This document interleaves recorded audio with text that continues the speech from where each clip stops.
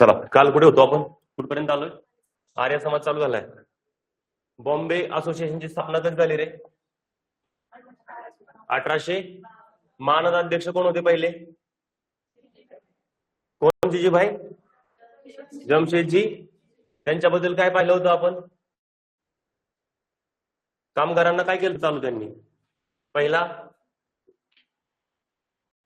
काय केलं होतं चालू? मसाले भात. मग विमा केलता का चालू पहिला?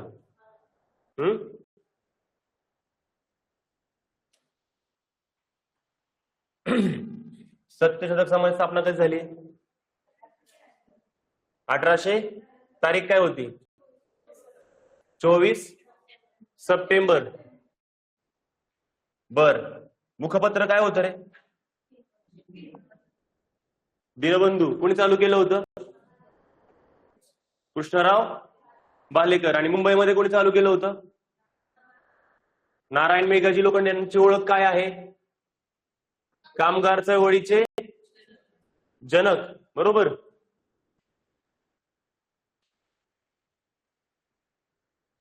स्त्री विचारवती सभा कोणी स्थापन केली होती? प्रार्थना समाजाची स्थापना कधी झालेली आहे? 1867 ला. कुणी केली होती? किती भाऊ होते? ओके. द हिंदू नावाने कोण लिखाण करायचं? भास्करराव का दादोबा? आणि द हिंदू लेडी म्हणून रखमाबाई राऊत. ओके.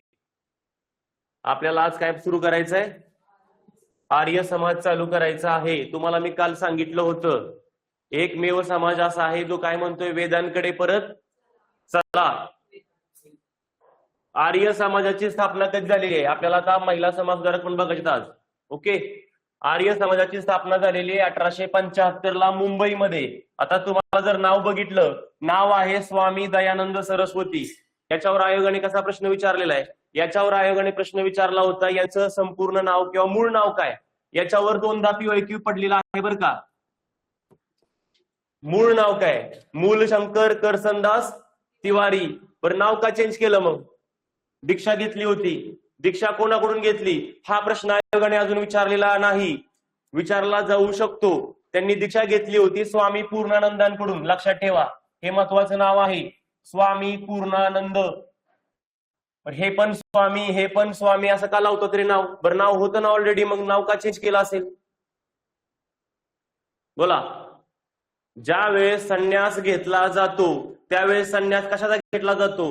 तुमच्यामध्ये असणाऱ्या रागाचा, क्रोधाचा, लोभाचा सगळ्यावरती तुम्ही विजय मिळवताय.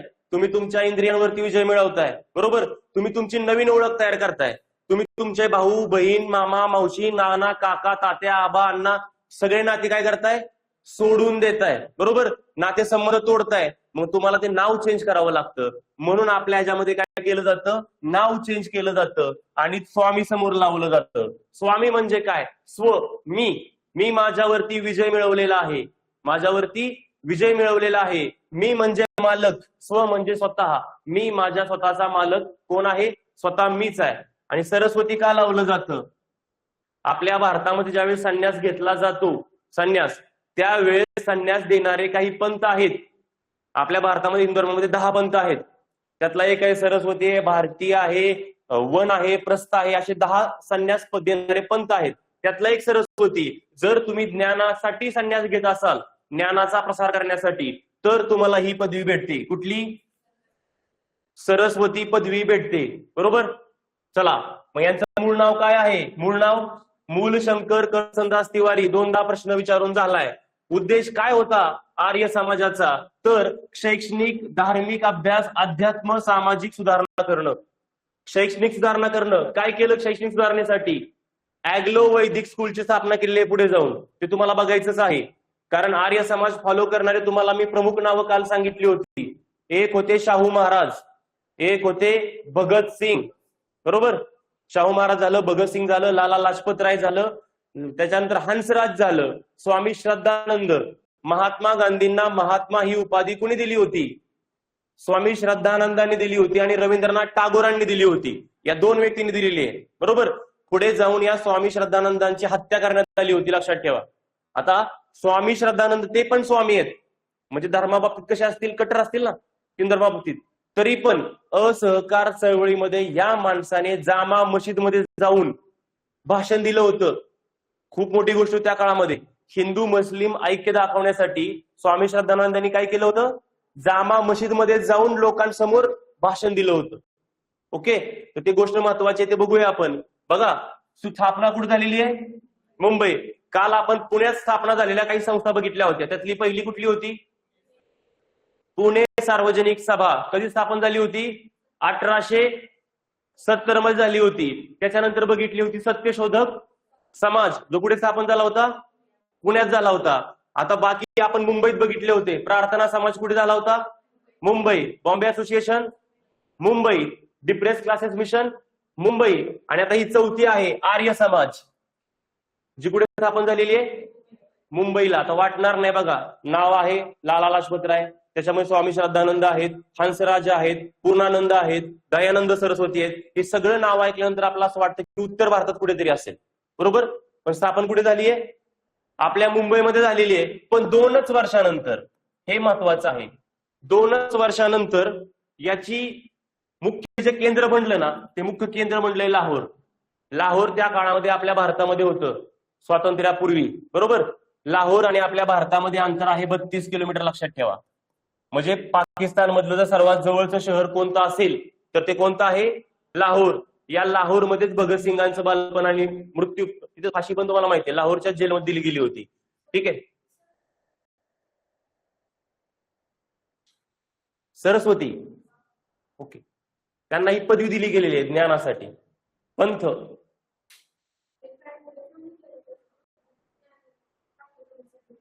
हा, नाही, आपल्या भारतामध्ये संन्यास हिंदू धर्मामध्ये संन्यास घेतला जातो ना, तर ते संन्यास देणारे 10 पंथ आहेत. 10 पंथ. त्यात आहेत सरस्वती, भारती, वनप्रस्थ, असे काही पंथ आहेत, 10 पंथ. त्याच्यामधला एक पंथ आहे सरस्वती पंथ. सरस्वती पंथ तुम्हाला कधी स्वीकारावा लागतो, ज्यावेळेस तुम्ही ज्ञानासाठी संन्यास घेत असाल, ज्ञानाचा प्रसारासाठी. त्यावेळेस सरस्वती देवी काय करते, विद्येची देवता म्हणतो ना आपण त्यांना, बरोबर. ओके, मुख्यालय कुठलं आहे, लाहोर. आणि हा मुख्य ग्रंथ, याच्यावरही आयोगाने बऱ्याच वेळा प्रश्न विचारलेला आहे. आर्य समाजाचा मुख्य ग्रंथ कोणता आहे, सत्यार्थ प्रकाश. सत्यार्थ प्रकाश म्हणजे काय, सत्याचा प्रकाश. बघा, आपल्या भारतामध्ये पूर्वी वेद होते, उपनिषद होते. नंतर काय झालं रे, हळूहळू वेद आणि उपनिषदांमध्ये पाखंड घुसवलं गेलं. म्हणजे काय झालं, अगोदर कर्मावरती, तुम्ही काय कर्म करता याच्यावरती तुमची ही ठरवली जायची जात. जात प्रथा आपल्या भारतामध्ये नव्हती, कर्मावरून असायची. तुम्ही युद्धकलेमध्ये माहीर आहात, तुम्ही क्षत्रिय. तुम्ही बुद्धीमध्ये माहीर आहात, तुमच्याकडे बुद्धी आहे, तुम्ही ब्राह्मण. म्हणजे तुमच्या ज्ञानावरती किंवा तुमच्या कौशल्यावरती जात ठरली जायची. पण हळूहळू काय झालं, हळूहळू याच्यामध्ये अशी गोष्ट झाली की हे स्टिक झालं. म्हणजे काय, माझा तर ब्राह्मण झालाय, ब्राह्मणाचा मुलगाच ब्राह्मण, क्षत्रियाचा मुलगा क्षत्रिय. म्हणजे काय झालंय, स्टिक होऊन बसलं तिथून पुढे. तिथून पुढे मग शूद्र कुठला, शूद्राचा मुलगा शूद्र. त्याने परत कधी ज्ञान जरी प्राप्त झाला तरी तो ब्राह्मण बनू शकेल का, नाही. आणि असं होतं, जे पहिले धर्मग्रंथ जे सगळे लिहून ठेवले होते ते सगळे संस्कृतमध्ये होते. कशामध्ये होते, संस्कृतमध्ये होते. त्याच्यामुळे शूद्र आणि जे राहिलेले आहेत वैश्य, यांना कधीही त्या संस्कृतचा अभ्यास करता आला नाही. का, स्टिक झाली ना आता प्रथा, बरोबर. आता इथून पुढे काय वंशानुसार झाली, त्याच्यामुळे त्यांना धर्मग्रंथातलं काहीच कळायचं नाही. मग जे ब्राह्मण लोक सांगतील तेच खरं. मग हळूहळू ब्राह्मण लोकांनी काय केलं, त्याच्यामध्ये पाखंड घालायला सुरुवात केली स्वतःच्या स्वार्थासाठी. सगळे ब्राह्मण नाही म्हणत मी, काही मोजके ब्राह्मणांनी काय केलं की तुम्ही उपवास धरा, तुम्ही दक्षिणा द्या, तरच तुमचं ते काम होईल. तुम्ही देवाला खुश करायचंय, तुम्ही कुठे राहताय, तुम्ही राहताय महाराष्ट्रामध्ये, जा हिमालयामध्ये चोडीमध्ये मारा उडी करून, तिकडे जावा दर्शन घ्यायला, तर तुमच्यावरती देव खुश होईल. म्हणजे अशा प्रकारचं पाखंड आलं याच्यामध्ये, या स्ट्रिक्ट झाल्यामुळे प्रथामुळे. ओके, मग तेच दूर करण्यासाठी आर्य समाजाची स्थापना झाली होती. आणि तो ग्रंथ हा होता सत्यार्थ प्रकाश. म्हणजे वेदांकडे परत चला. म्हणजे हिंदू धर्मांचे जे मूळ ग्रंथ आहेत, मूळ ग्रंथ म्हणतोय मी, म्हणजे ऍक्च्युअली त्याच्यामध्ये भरपूर ज्ञान आहे, ज्ञानाचा सागरच म्हणूया, ते आहेत उपनिषद आणि वेद. वेदामध्ये तुम्हाला मी वेद सांगितलेत. कुठले वेद आहेत, ऋग्वेद, यजुर्वेद, अथर्ववेद, सामवेद आणि आपले 108 उपनिषद आहेत. हे सगळे ओरिजिनल ज्ञानसागर आहेत. मग त्याच्याकडे माघारी जाऊया आपण, हे पाखंड बिखंड सोडून द्या, बरोबर. हे पाखंड म्हणजे नंतर पुराण कथा आल्यात बघा. नंतर हळूहळू पुराण कथा आल्या, दंतकथा आल्या, खूप वाढल्या गोष्टी याच्यामध्ये. ठीक आहे, म्हणजे मूळ ग्रंथ आपला हिंदू धर्म बाजूला राहिला आणि दंतकथा समाविष्ट झाल्या. मुख्यालय कुठे आहे? लाहोर. बरं, स्थापना कुठे झाली आहे? मुंबईमध्ये झालेली आहे. त्याच्यानंतर मुख्य शिकवण काय आहे यांची, याच्यावरही आयोगाने 2दा प्रश्न विचारलेला आहे. कोणत्या समाजाची शिकवण होती रे? Go back to Vedas. Arya समाजाची शिकवण आहे, गो बॅक टू वेदाज. त्याच्यानंतर भगिनी निवेदिता यांनी या समाजाचे वर्णन लढाऊ हिंदू धर्म असा केलेला आहे. कोण आहेत भगिनी निवेदिता? 1907 साल आहे, सॉरी 1893 साल शिकागो हे ठिकाण, या शिकागो या ठिकाणी धर्म परिषद भरली होती. आणि या धर्म परिषदेला कोण गेलं होतं? स्वामी विवेकानंद गेले होते. कोण गेलं होतं? कुठे भरली होती धर्म परिषद? शिकागोला. कधी भरली होती? 1893 भरली होती. ओके, हा. तर त्या ठिकाणी स्वामी विवेकानंदांनी फक्त भाषणाला उठले. सगळ्या देशांच्या धर्माबद्दल माहिती सांगणारी लोक त्या ठिकाणी आली होती. आपल्या भारताचे प्रतिनिधी बनून गेलते हिंदू धर्माचे प्रतिनिधी स्वामी विवेकानंद. आणि त्या ठिकाणी त्यांनी फक्त एकच वाक्य सुरुवातीचं बोललं होतं, माय ब्रदर्स अँड सिस्टर्स. एवढे 2 शब्द बोलले. 5 मिनिट टाळ्या वाजवू द्या अमेरिकेमध्ये त्या फक्त एका शब्दासाठी. कारण लोकांना अपेक्षितच नव्हतं की एखादा व्यक्ती दुसऱ्या धर्माचा आहे, आपल्याला बहीण आणि भाऊ म्हणतोय. आपल्याला काय म्हणतोय? बहीण आणि भाऊ म्हणतोय. त्यांच्या या शब्दावरती तेवढं टाळ्या वाजल्या, त्यांची प्रशंसा झाली. आणि त्यांचं पूर्ण भाषण ऐकणारी एक स्त्री त्या ठिकाणी बसली होती. त्या स्त्रीचं नाव आहे मार्गारेट थेचर. कोण होत्या? Margaret thatched. त्या भाषणाने एवढ्या प्रभावित झाल्या की त्यांनी अनुयायी पद स्वीकारलं, स्वामी विवेकानंदांच्या शिष्या बनल्या त्या. आणि त्या शिष्यांना पुढे जाऊन नाव पडलं भगिनी निवेदिता. हे पण आयोगाने विचारले बरं का, यांचं मूळ नाव काय आहे? भगिनी निवेदितांचं मूळ नाव काय आहे?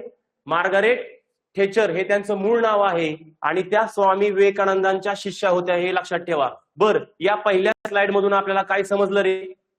आर्य समाजाची स्थापना कधी झाली आहे? 1875 ला. बरं, 1875 ला अजून कुठल्या समाजाची स्थापना झाली आहे का हो?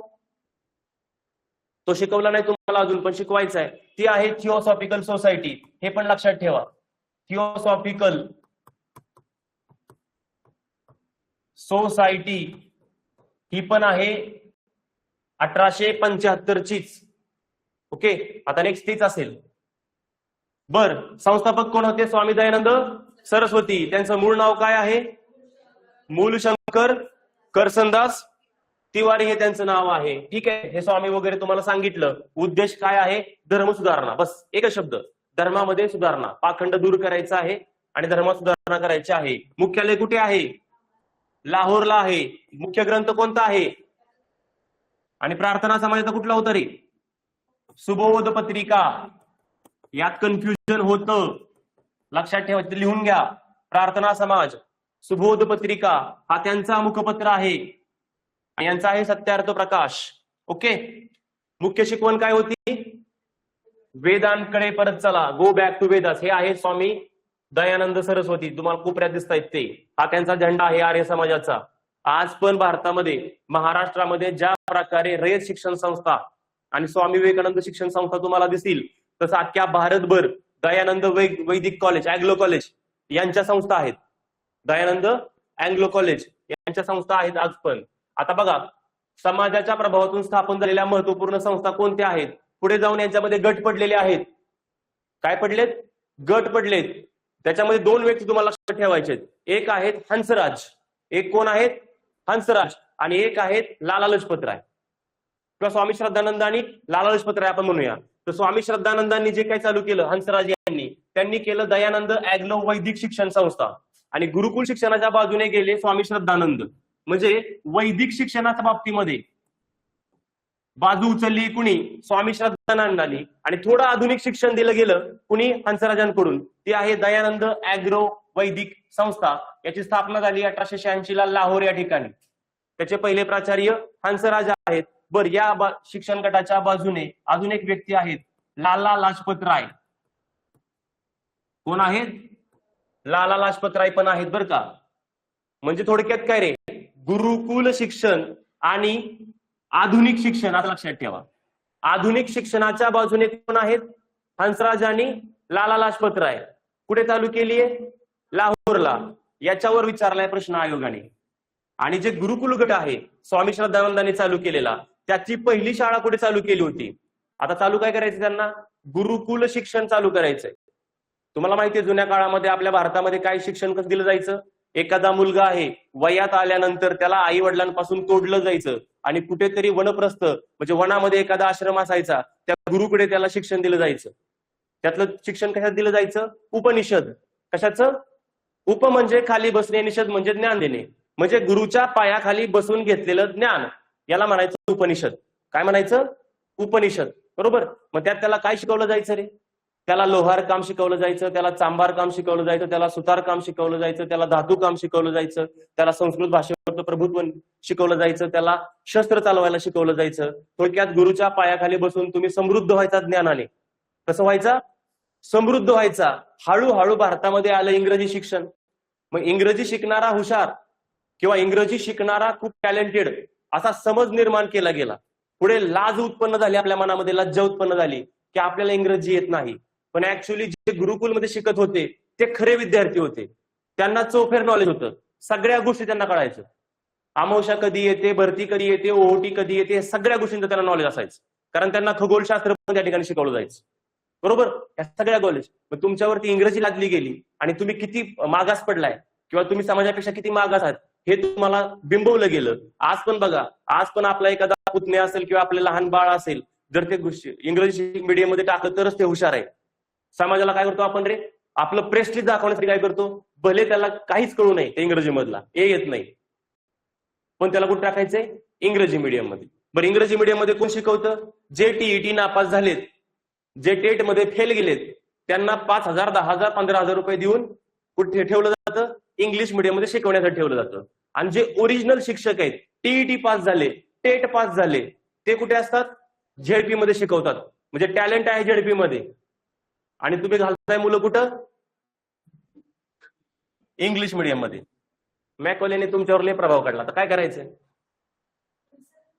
ओके, बघा, दयानंद अँग्लो वैदिक कॉलेज. आधुनिक शिक्षण कुठे? हंसराज आणि लाला लाजपत राय गट. आणि गुरुकुल शिक्षण कोणी चालू केलं होतं?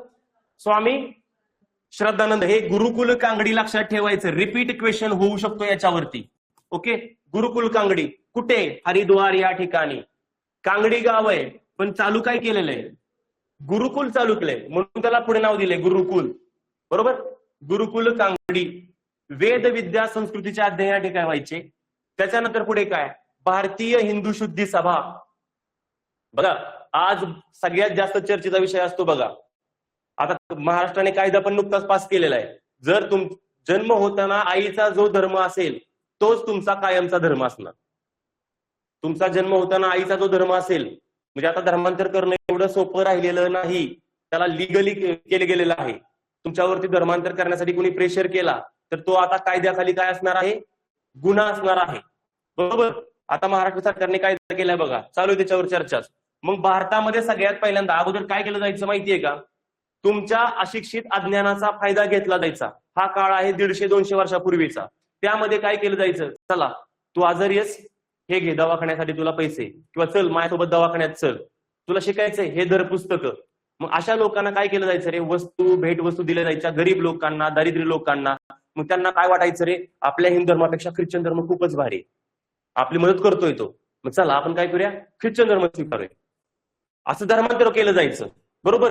मग त्या धर्मांतर केल्यानंतर आपल्या हिंदू धर्मामध्ये अशी प्रथाच नव्हती की एकदा दुसऱ्या धर्मामध्ये गेला की त्याला परत स्वधर्मामध्ये घेणं. अशी प्रथा नव्हती. एकदाच प्रयत्न केला होता छत्रपती शिवाजी महाराजांनी. आपले फलटणचे त्यांचे मेहुणे बजाजी निंबाळकर हे दुसऱ्या धर्मामध्ये गेले होते. त्यांनी काय केलं होतं? पूजा अर्चा, होम हवन करून परत त्यांना स्वधर्मात घेतलं होतं. पण त्यावेळेस पण छत्रपती शिवाजी महाराजांना खूप टीका झाली होती त्यांच्यावरती. टीकेला सामोरं जावं लागलं होतं. बरोबर. त्या प्रकारे मग असे काहीतरी असलं पाहिजे, जे गेलेत पण त्यांना माघारी यायचंय. मग त्यांच्यासाठी शुद्धी चळवळ कोणी चालू केली होती सगळ्यात पहिल्यांदा आपल्या भारतामध्ये? तर ती केली होती आर्य समाजाने. हे खूप महत्वाचं आहे. हिंदू धर्मातील शुद्धी चळवळ कोणी चालू केली होती रे? आणि पुढे जाऊन हीच सावरकरांनी कंटिन्यू केलेली आहे हिंदू महासभेच्या माध्यमातून. कुणी? सावरकरांनी. ठीक आहे. चला, त्याच्यानंतर अजून एक आहे बघा, ह्याच्यावरही जोड्या लावामध्ये प्रश्न विचारलेला आहे. याच आर्य समाजाच्या अंडर जात पात तोडक मंडळ कुणी चालू केलं होतं? भाई परमानंद. हे नाव खूप महत्वाचं आहे. असंच आयोग विचारताना तुम्ही म्हणता हे तर माझ्या इतिहासामध्ये कुठेच वाचलं नाही. बरोबर. जात पात तोडक मंडळ. आपण काय करणार आहे? व्हॅल्यू ऍडिशन लेक्चर घेणार आहे. त्या व्हॅल्यू ऍडिशन लेक्चर मध्ये तुम्हाला मी हे सगळं सांगणार आहे. ठीक आहे. जात पात तोडक मंडळ 1922 ला कुठे? लाहोरला. कुणी? भाई परमानंद. ठीक आहे. चला पुढे. एकच मिनिट. युट्यूब लाईव्ह केलेलं आहे आपण.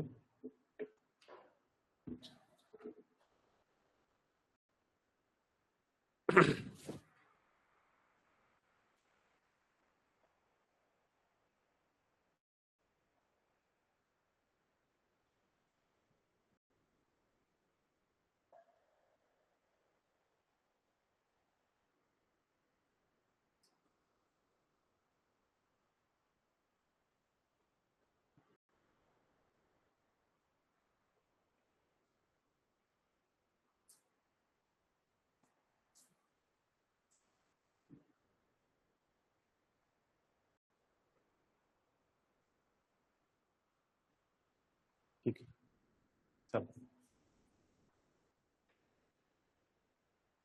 आर्य समाजामार्फत सोलापूर येथून वैदिक संदेश आणि हैदराबाद येथून सुदर्शन आणि वैदिक आदर्श हे पत्र चालवले जात होते. अजून एक महत्वाचं वर्तमानपत्र तुम्हाला समजलेलं आहे. वर्तमानपत्रावरती एखादा प्रश्न पडतो जोड्या लावामध्ये. सोलापूर मधून कुठलं होतं? संदेशचा सवरून लक्षात ठेवायचा. Yes yes. सोलापूरचा संदेश आहे आणि हैदराबादचं कुठलं आहे? सुदर्शन आणि वैदिक आदर्श. हे दोन वर्तमानपत्र आहेत जे आर्य समाजाच्या अंडरमध्ये चालवली जात होती. त्याच्यानंतर बघा आर्य समाजाचे स्वामी श्रद्धानंद यांचे शिष्य श्री हरिविलास शारदा यांनी 1925 मध्ये विवाह योग्य मुलीचे वय 16 वर्ष असावे असं सांगितलं होतं. किती वर्ष? 16 वर्ष. आणि मुलाचे किती पाहिजे? 18 वर्ष. आता किती असते मुलाचं वय लग्नाचं? असते 21. पण 28 आणि 30 घातली तरी लग्न होत नाही. केंद्रीय विधिमंडळात बालविवाह प्रतिबंधक कायदा मंजूर करून घेतला. पुढे हा कायदा शारदा कायदा म्हणून आज तुम्ही बघा. शारदा कायदा तुम्हाला इतिहासामध्ये असतो. शारदा कायदा का? पण त्याला नाव का शारदा पडलेलं आहे? ते तो कुणी केला होता? श्री हरिविलास शारदा. कुठल्या तरी एका शारदा महिलेचं नाव पकडलं आणि त्याच्यावरून शारदा कायदा केलाय असं नाही. कुणी केला होता? हरिविलास शारदा नावाचे आर्य समाजाचे शिष्य आहेत स्वामी दयानंद सरस्वतींचे. बरोबर. त्यांनी प्रयत्न केले होते मुलीच्या लग्नाचं वय आणि मुलाच्या लग्नाचं वय एक्सटेंड करण्यासाठी. मुलीचं किती केलं? 16. आपण काल बघितलं होतं बघा सिव्हिल मॅरेज ऍक्ट. त्याच्यामध्ये 14 आणि 18 होतं. किती होतं? 14 आणि 18. मुलाचं सेम ठेवलंय. मुलीचं 2 वर्षांनी वाढवलंय. आता किती केलं मुलीचं? 16 वर्ष केलेलं आहे. आणि याच कायद्याला मग काय ओळखलं जातं रे? मग शारदा कायदा पास करणारे किंवा मांडणारं विधेयक. आपण काल विधेयक लिहिली होती त्यात हा पॉइंट वाढवा. शारदा विधेयक कालचा पॉइंट. आपण सगळे विधेयक बघितलं होतं. प्राथमिक शिक्षण सक्तीचं विधेयक कुणी मांडलं होतं? 1911 साली. कोण होते? मास्तर तुम्ही घशाला कोरड पडली तरी ओरडा. आम्ही जेवढं लक्षात ठेवायचं तेवढं ठेवणार.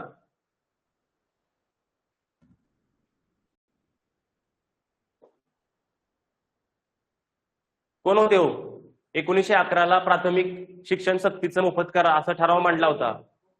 गोपाळकृष्ण गोखले होते.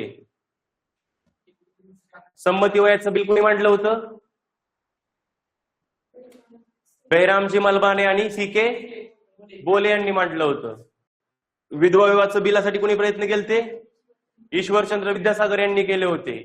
आणि सतीबंदीसाठी राजाराम मोहन रॉय. आता 5वं बिल समजतंय तुम्हाला? शारदा बिल. ते करा. शारदा बिल. थोडीफार एक वर्ड लिहा कुठला तरी तुम्हाला लक्षात राहील असा. पुढे तुम्हाला शारदा बिल काय हे शोधावं लागेल गुगलवर जाऊन. मी लिहिलंय खरं पण काय होतंय शारदा? मुलगा मुलगी 16-18 विवाह हे 3-4 शब्द लिहा. मुलगा मुलगी. मुलगी 18 वर्षाची पाहिजे, मुलगा 16 वर्षाचा. मग यस. चला पुढे. आर्य समाजामध्ये कोणीही अस्पृश्य असू शकत नाही. वर्ण व्यवस्थेचा आधार जन्मानुसार नसून कर्मानुसार ठरवावा. किमान 3 वेळा प्रश्न याच्यावरच पडलेला आहे. मी काल तुम्हाला बोललो होतो सत्यशोधक समाजामध्ये गुणावरून, कशावरून, तुमच्या गुणांवरून तुमचा कुठला तरी धर्म आहे किंवा पंथ आहे हे, आणि आर्य समाजामध्ये कशावरून होतं रे, तुमच्या कर्मानुसार. म्हणजे जे वेदामध्ये होतं पूर्वी तुम्हाला सांगितलं मी, नंतर ते स्टिक बरोबर, कर्मानुसार तुमचा ठरणार किंवा तुमचा वर्णव्यवस्थेनुसार वर्ण ठरणार. वेद अध्ययन, यज्ञ पवित यासारखे सर्व धार्मिक अधिकार सर्व जातींना असावेत यासाठी आर्य समाजाचे प्रयत्न होते. यज्ञ पवित तुम्हाला माहितीये बघा, ब्राह्मण लोक गळ्यामध्ये घालतात व्हाईट कलरचा धागा, माहितीये ना. मग थोडक्यात काय, यज्ञ करण्याचा अधिकार फक्त तुम्हालाच, हे ते सिंबॉल आहे सांगण्याचा. मग ते यज्ञ पवित घालण्याचा किंवा वापरण्याचा अधिकार सर्वांना आहे असं आर्य समाज बोललेला आहे. त्याच्यानंतर तुम्हाला हे शिकवलेलंच आहे काल. शाहू महाराज स्वतःला काय म्हणायचे रे, मी आर्य समाजी आहे. राजर्षी शाहू महाराजांनी आपल्या कोल्हापूर संस्थानात आर्य समाजाची स्थापना करून राजाराम महाविद्यालय आर्य समाजाला चालवायला दिले. मागच्या 2 महिन्यापूर्वी झालेला पेपर.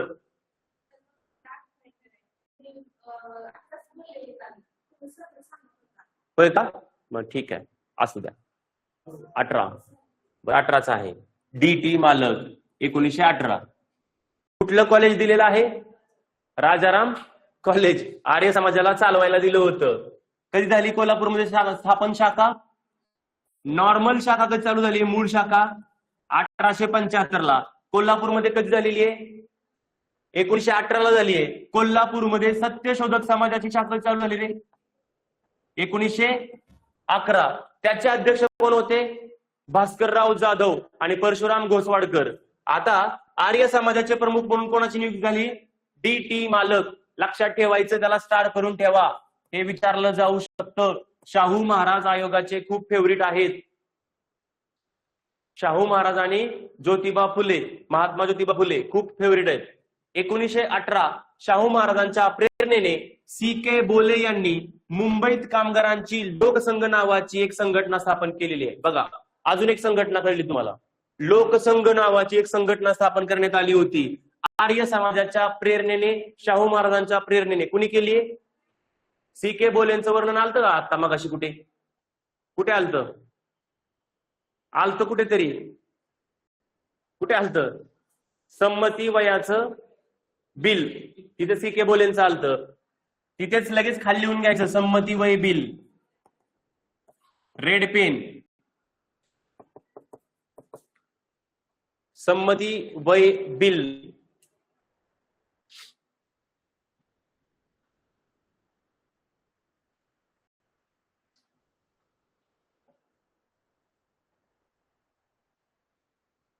ओके, चला.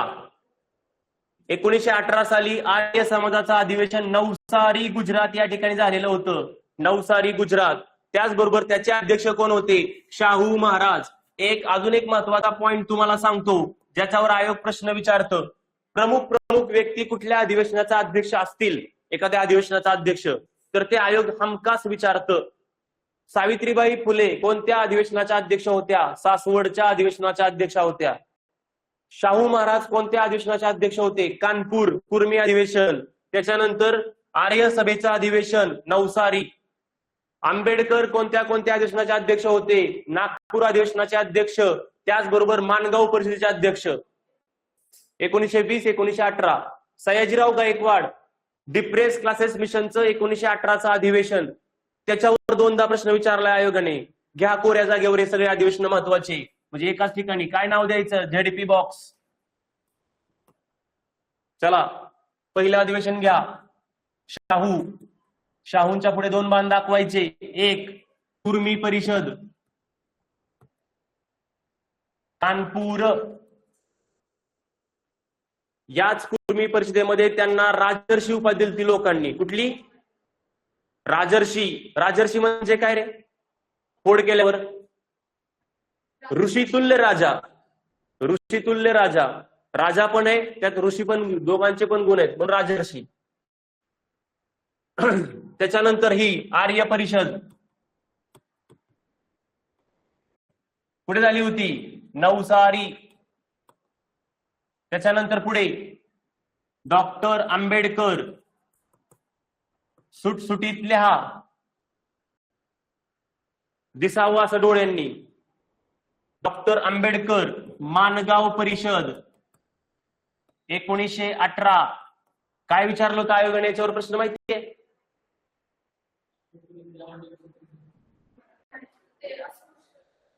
अस्पृश्य चळवळीचं नेतृत्व आंबेडकर करतील असं माणगाव परिषदेमध्ये कोण बोललं होतं? शाहू महाराज बोलले होते. हे स्टेटमेंट विचारले आयोगाने बरं का. त्याच्यानंतर नागपूरची अखिल भारतीय परिषद, त्याचं पण अध्यक्ष आंबेडकरच होते. त्याच्यानंतर तुम्हाला मी एक सांगितला पॉइंट, कोणता? कुठला सांगितला होता? डिप्रेस्ड क्लासेस मिशन, त्याचं 1918चं अधिवेशन, सयाजीराव गायकवाड. दोनदा प्रश्न विचारला आयोगाने. मी ज्यावेळेस दोनदा म्हणतो, तीनदा म्हणतो, याचा अर्थ तुम्ही लक्षात ठेवायचं, चौथ्यांदा पण येऊ शकतोय, पाचव्यांदा पण येऊ शकतोय, कारण क्वेश्चन आयोग रिपीट करतं. डिप्रेस क्लासेस मिशनचं अधिवेशन भरलं होतं 1918. कोण अध्यक्ष आहेत? सयाजीराव गायकवाड.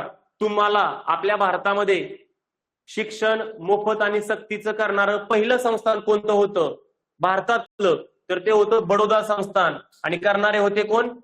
सयाजीराव गायकवाड. पुढे मग ते कोल्हापूरमध्ये राबवलं गेलं. ठीक आहे, चला पुढे. अध्यक्ष शाहू महाराज होते. आता आर्य समाजाचे प्रमुख अनुयायी कोण, याच्यावर पण दोनदा प्रश्न विचारलाय. फक्त नावं विचारले. आर्य समाज फॉलो करणारे लोक कोण कोण होते? आता आर्य समाज फॉलो करणारे होते महात्मा हंसराज.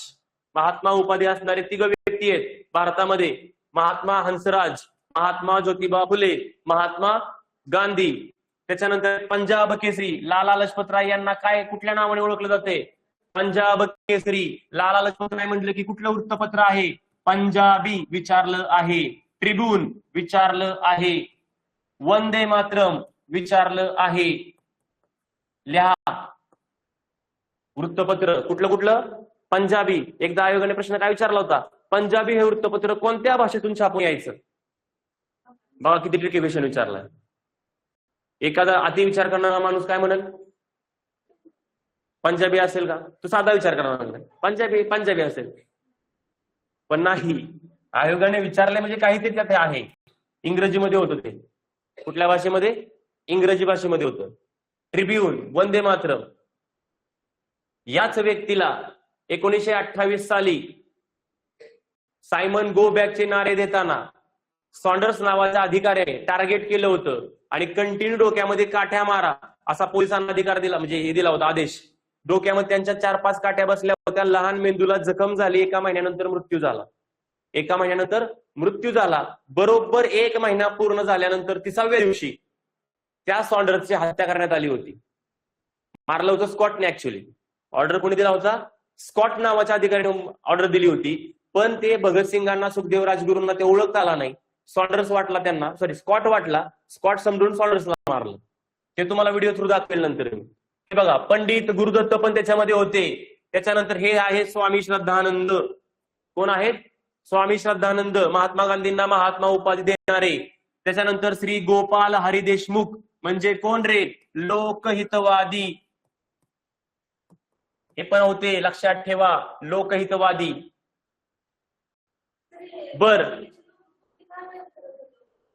कुठले? वेशभूषा झाली होती ती प्रत्येक ठिकाणी.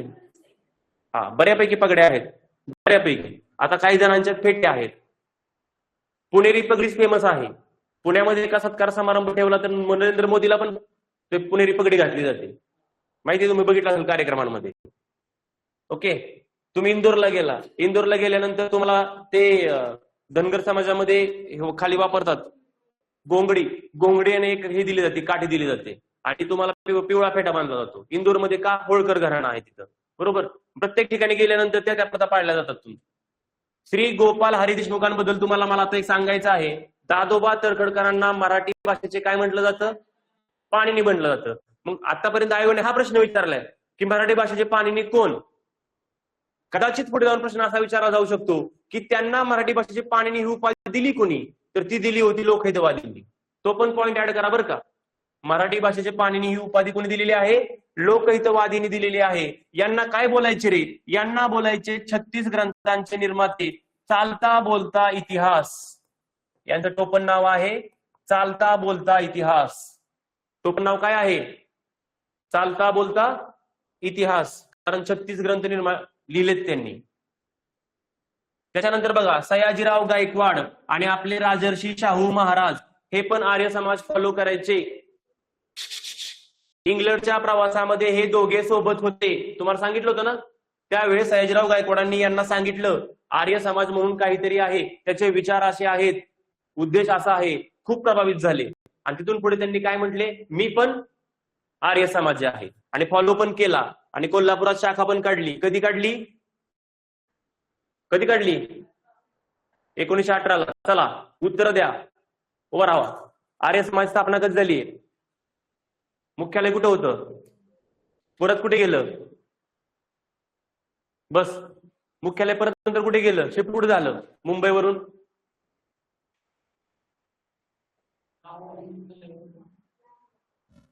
कुठे गेलो मॅडम? लाहोरला गेलं होतं. कधी? 1877 ला गेलं होतं. कोल्हापूर शाखा कधी निघाली आर्य समाजाची? काय साल होतं? 1918. लक्षपूर्वक ऐकत जा. जेवढं तुमचं हितग्रास होईल तेवढं तुमच्या फायद्याचं आहे. फक्त जाऊन रिव्हिजनच करता आली पाहिजे. ठीक आहे, बोला. आर्य समाज फॉलो करणारे कोण कोण होते? 2 नावं.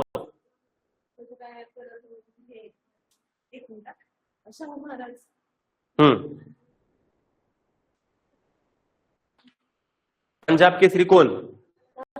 लाला लजपत राय. अजून सांगा 2. पंजाब केसरी लाला लजपत राय, हंसराज, स्वामी श्रद्धानंद. एवढे आहेत की हो, असं का करता हो? असं नका करू. ब्राह्मो समाज बघितलाय आपण. ब्राह्मो समाजाच्या प्रेरणेने पुढे जाऊन काय चालू झाला होता? प्रार्थना समाज चालू झाला होता. ठीक आहे, चला आता आपल्याला बघायचं आहे, आज एंड करायचं आहे सगळ्या समाजात. महिला समाज चालू करायचे. थिओसॉफिकल सोसायटी मग तुम्हाला लिहून दिली होती. 1975 ला भारतामधल्या 2 मुवमेंट महत्वाच्या आहेत.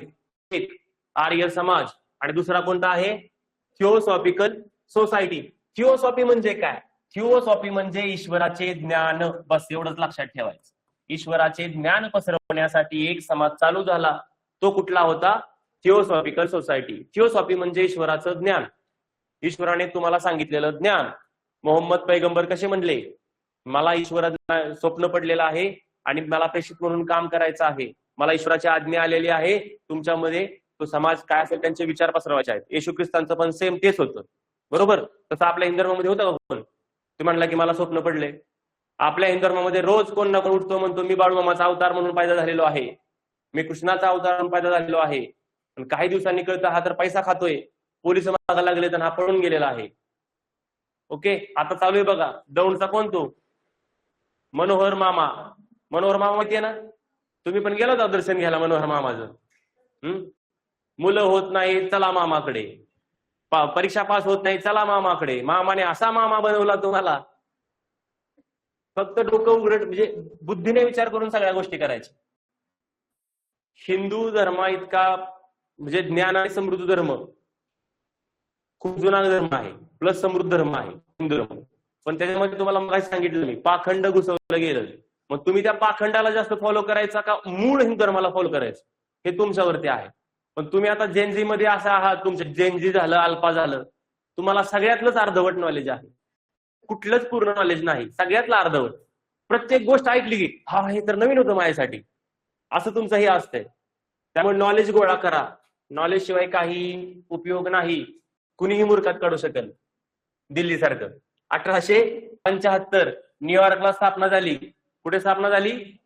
न्यूयॉर्कला स्थापना झाली, अमेरिकेमध्ये. बघा थिओसॉफिकल सोसायटीची मूळ स्थापना कुठे आहे? कुठे आहे? न्यूयॉर्कला आहे. कधी? 1875 ला. ते भारतामध्ये कधी एंट्री करते? 1882 ला. अड्यार मण्यार जातीचा साप माहिती आहे तुम्हाला? अड्यार या ठिकाणी मद्रास. ओके, मूळ स्थापना 1875 ला कुठे आहे? न्यूयॉर्कला आहे. भारतामध्ये कधी आलंय ते? 1882 ला आलेलं आहे. ओके, चला, संस्थापक कोण होत्या याच्यावरच प्रश्न विचारला आयोगाने. म्हणजे तुम्हाला थिओसॉफिकल सोसायटी करताना हेच जास्त करायचंय, पहिलंच पेज त्यातलं हे नाव जास्त विचारतात. Madame Helena Petrovna Blavatsky, colonel Henry Steel Olcott, हे 3 नावं लक्षात ठेवायच्यात. आणि 4थं नाव आहे आपल्या कोण हो, अॅनी बेझंट.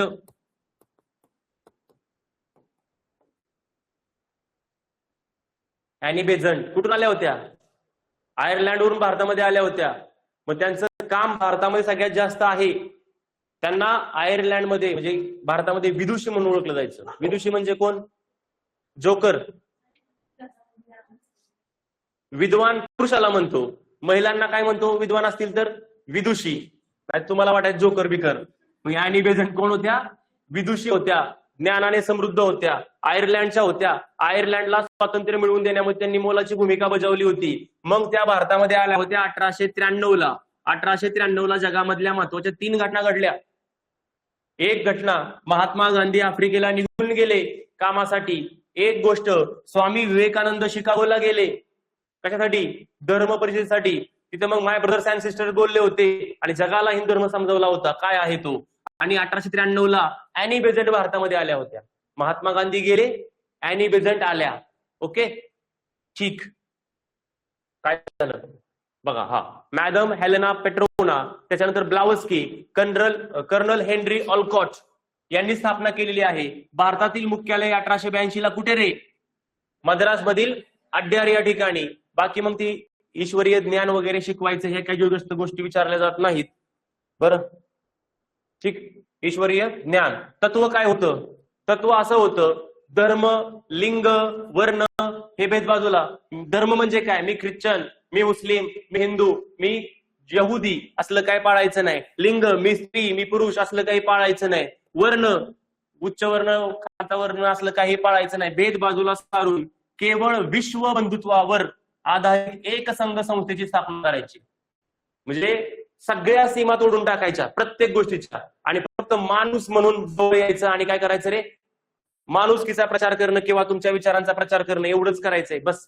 याच्यापेक्षा जास्त याच्यामध्ये काय विचारलं जात नाही. बाकी मग अॅनी बेझंट आल्या होत्या कर्नल ऑलकॉट यांच्या मृत्यूनंतर आणि त्यांनी पुढे जाऊन काय केलेलं आहे? थिओसॉफिकल सोसायटीचे अध्यक्ष झालेले आहेत आणि त्यांनी काम केलेलं आहे. एवढंच महत्वाचं आहे. बाकी अॅनी बेझंट बद्दल आपल्याला जर बघायचं झालं तर अॅनी बेझंट यांनी 2 वृत्तपत्र काढली होती. किमान 7 ते 8 वेळा प्रश्न विचारलाय. किमान 7 ते 8 वेळा या वृत्तपत्रांवरती प्रश्न विचारलाय. काय विचारलाय? भारतामध्ये त्यावेळेस होम रूल चळवळ चालू केली होती. ऐका अगोदर, लिहून घ्यायच्या अगोदर तुमची कन्सेप्ट क्लिअर झाली पाहिजे. होम रूल म्हणजे काय? होम, घर, माझं घर. 2 कन्सेप्ट इंग्रजीमध्ये, एक असते होम, एक असते हाऊस. दोनांचा अर्थ काय? घर. होम म्हणजे काय? स्वतःचं घर. हाऊस म्हणजे दुसऱ्याचं घर. घर, बरोबर. होम रूल म्हणजे काय? माझ्या घरी मीच रूल करणार, त्याला होम रूल चळवळ म्हणायचं. बरं, ही कुणी चालू केली ती? मूळ चालू केली होती अॅनी बेझंट यांनी. कुठे चालू केली होती? त्यांच्या देशामध्ये, आयर्लंडमध्ये. आणि त्या होम रूल चळवळीमुळे त्यांना स्वातंत्र्य पण मिळालं होतं, स्वशासन, त्यांना अधिकार भेटले होते. तीच चळवळ त्यांनी भारतात चालू केली होती. अजून एक मदतीला माणूस घेतला होता, ते होते लोकमान्य टिळक. कोण होते? मूळ प्रेरणा कोणाची होती होम रूल चळवळीची? अॅनी बेझंट यांची होती. मग काय केलं त्यांनी? भाग वाटून घेतले. त्यांनी टिळकांना सांगितलं तुम्ही मुंबई आणि मध्य प्रांतामध्ये होम रूल चळवळ चालवा. मुंबई आणि मध्य प्रांतामध्ये, मी अख्ख्या भारतामध्ये चालवते. मग अख्ख्या भारतामध्ये होम रूलचा प्रसार करण्यासाठी त्यांनी 2 वृत्तपत्र काढली होती.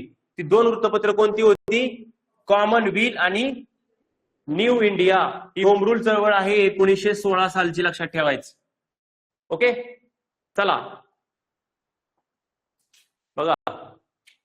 डॉक्टर अॅनी बेझंट यांनी भारत भूमीलाच आपली जन्मभूमी म्हणून हिंदू धर्माच्या प्रसारासाठी स्वतःला वाहून घेतले. त्यासाठी त्यांनी 1998 मध्ये बनारस काशी या ठिकाणी सेंट्रल हिंदू स्कूल कॉलेजची स्थापना केली.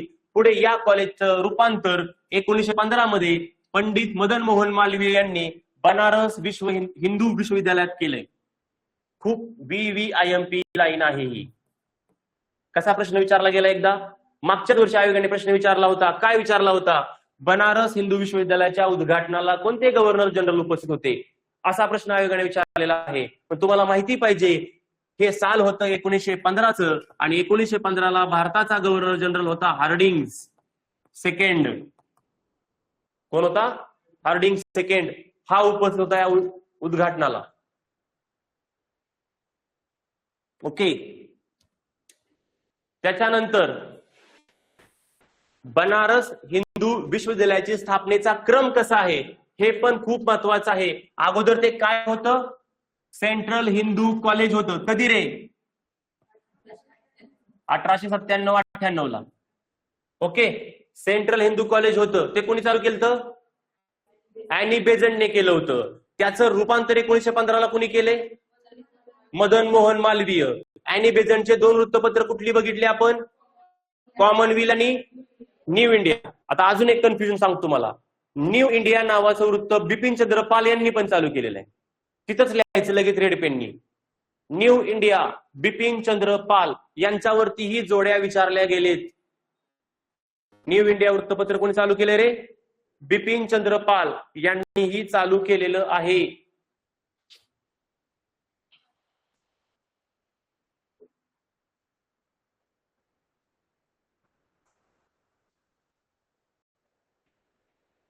Okay. Central Hindu college Annie Besant, theosophical society Annie Besant, home rule चळवळ all India Annie Besant, commonwealth त्याच्यानंतर आणि new India Annie Besant. New India अजून कोणाचा आहे? बिपिनचंद्र पालांचा आहे. यंग इंडिया कोणाचा आहे? महात्मा गांधी. न्यू इंडिया म्हटलं की हे दोघं आणि यंग इंडिया म्हटलं की महात्मा गांधी. घ्या यंग इंडिया. महात्मा गांधी कसे आहेत? यंग आहेत. महात्मा गांधी भारतामध्ये कधी आले होते? वयाच्या 46व्या वर्षी भारतात आलेत आणि तिथून पुढे काम चालू केले त्यांनी. कोणत्या वर्षी आलेत? वयाच्या 46व्या वर्षी आलेत. ठीक आहे. हा यंग महात्मा गांधी. कोणासोबत? यंग नाही, न्यू इंडिया लाला लजपत रायांचं पण आहे. जे बिपिनचंद्र पालांच्याच न्यू इंडियामध्ये लाला लजपत रायांनी लिखाण केलेलं आहे.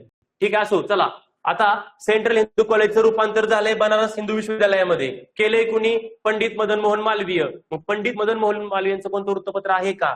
यस, तेही विचारलंय. लीडर, अभ्युदय. लिहा लीडर, अभ्युदय. हे कोणाचे वृत्तपत्र आहेत? मदन मोहन मालवीय यांचे आहेत. लीडर, अभ्युदय.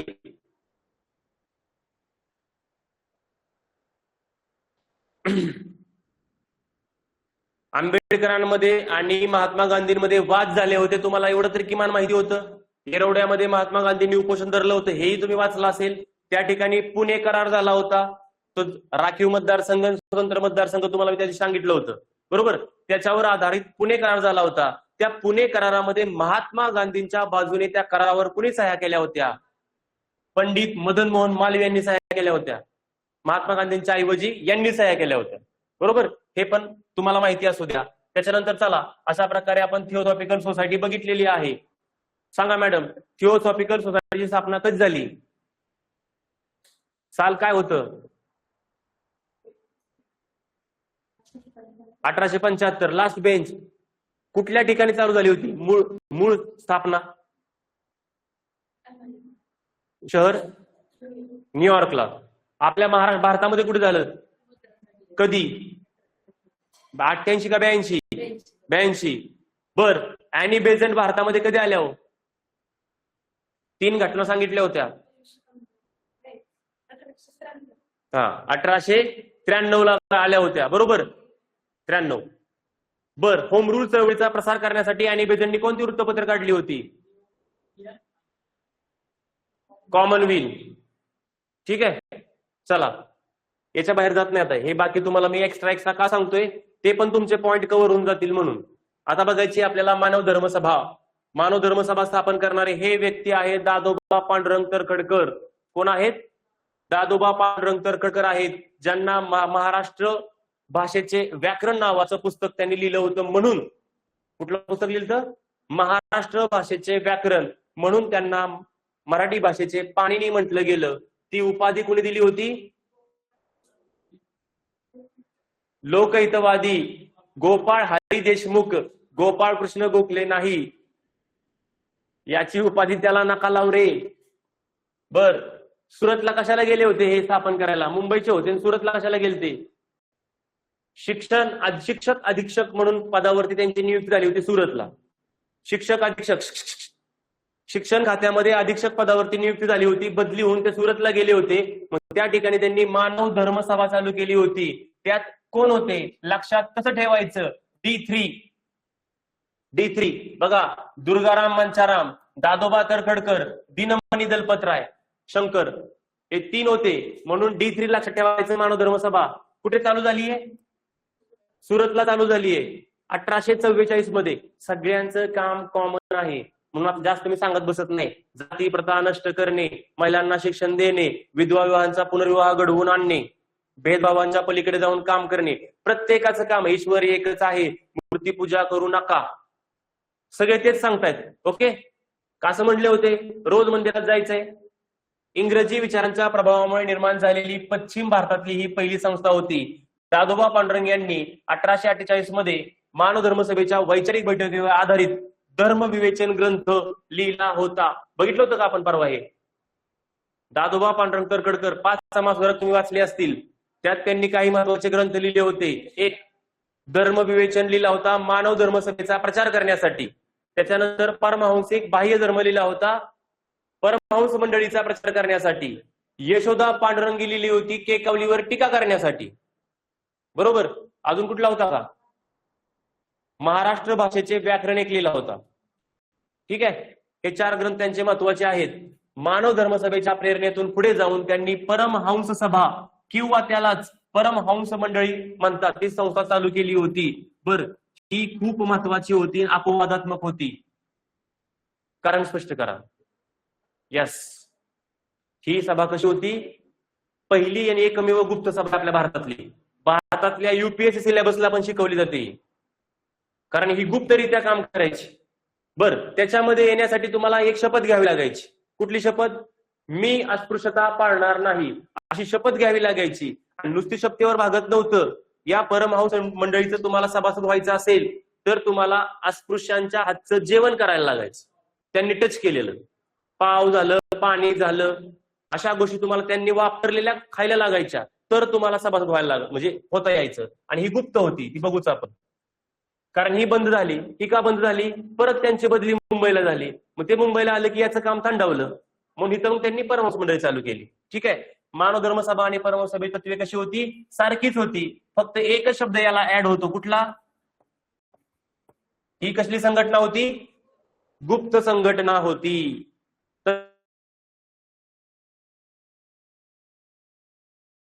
तत्वे काय? देवाची जात एकच आहे, माणसाची पात्रता जन्मांना गुणांनी ठरते, विवेकाला अनुसरण करणे, ईश्वर प्राप्तीसाठी भक्ती करणे, सन्मार्गाने सदाचाराने शिक्षा करणे. थोडक्यात काय त्यांनी म्हटलंय का? ईश्वर नाही. हे सगळे समाज म्हणतायत ईश्वर आहे, देव आहे, फक्त मूर्ती पूजा करू नका, भक्ती करा. भक्ती करा म्हणतायत ते. ओके, कोणाची भक्ती करायची? आई वडिलांची भक्ती करायची, है ना. रोज सकाळी उठलं की आईच्या पाया पडायचं, आई वडिलांना शिव्या द्यायच्या. सध्याचा काळ. परमहंस सभा 31 जुलै 1849 हीच ती. 1844 ला मानव धर्मसभा चालू केली आणि बरोबर 5 वर्षांनी काय चालू केली आहे हेच लक्षात ठेवा बरं का. 2 सालांमध्ये फरक 5 वर्षांचा आहे. एवढं जर लक्षात ठेवलं तरी साल चुकणार नाही, कारण संस्थापक एकच आहेत. बरोबर. परमहंस सभेची स्थापना केलेली आहे 1849 ला आणि ही स्थापना आहे मुंबईला. बर, आयोगाने विचारले होते, रिपीट पडू आता झालं गड्या.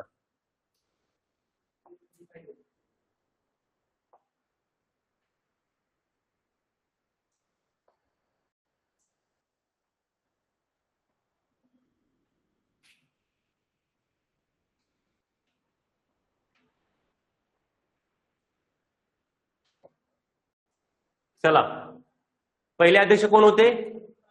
बाळ रामकृष्ण जयकर, मुंबई पुणे विद्यापीठ. पुणे विद्यापीठात गेला की MPSC चे रिझल्ट जास्त येतात तिथल्या मुलांचे. ते एका अभ्यासिकेत अभ्यास करतात. कुठल्या अभ्यासिकेत? जयकर अभ्यासिका. तुकाराम मुंडेंचे इंटरव्ह्यू ऐकले असतील तुम्ही, आता 2-4 सारखे कंटिन्यू चालू आहेत. तर ते काय म्हणायचे? मी कुठल्या अभ्यासिकेत अभ्यास केला होता? पुणे विद्यापीठातल्या जयकर अभ्यासिकेमध्ये अभ्यास करायचो. फेमस अभ्यासिका होती, अजूनही आहे. संस्थापक सदस्य कोण कोण आहेत? दादा तरखडकर, आत्माराम तरखडकर, भाऊ महाजन. भाऊ महाजन म्हटलं की कुठलं वृत्तपत्र? प्रभाकर. बाळशास्त्री जांभेकर म्हटलं की कुठलं वृत्तपत्र रे? दर्पण आणि दिग्दर्शन. त्याच्यानंतर आहेत राम बाळकृष्ण जयकर म्हटलं की हे सकाराम चव्हाण. भिकोबा चव्हाण म्हटलं की काय रे?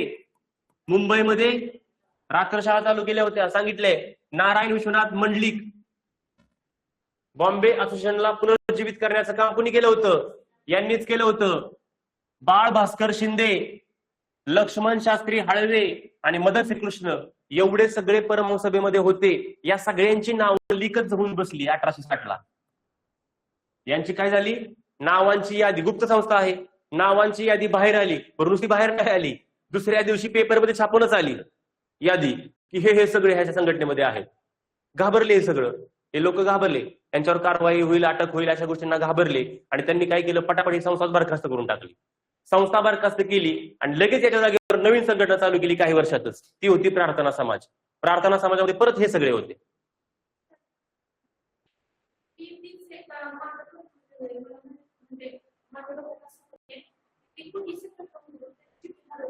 हीच यादी, चिठ्ठी नाही, चिठ्ठी कबूतर घेऊन जातात. फक्त परमेश्वराची पूजा करावी. यादी, यादी शब्द असणार आहे. चिठ्ठी असे शब्द काय असेल? त्यांची चिठ्ठी हरवली. कोणतं पुस्तक आहे जे मी वाचलं नाही अजून? धर्म हा प्रेम, सॉरी बघा, फक्त परमेश्वराची पूजा करावी. खरा धर्म हा प्रेम आणि सदाचारावर आधारलेला आध्यात्मिक धर्म आहे आणि तो एकच आहे, अशी यांची शिकवण होती. बाकी मग जास्त काय नाही. शिक्षण दिलं जावं वगैरे वगैरे वगैरे, जातीभेद पाळू नये, सगळ्यांचा मुख्य उद्देश हाच आहे. प्रार्थना समाज म्हटलं की मुख्य उद्देश जातीभेद पाळू नये.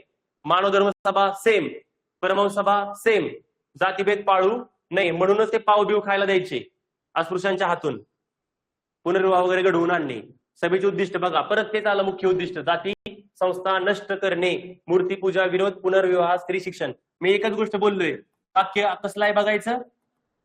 पॉझिटिव्ह आहे बघितलं, बरोबर आहे. निगेटिव्ह असेल तर चुकीचं आहे. एवढंच करायचं आहे तुम्हाला.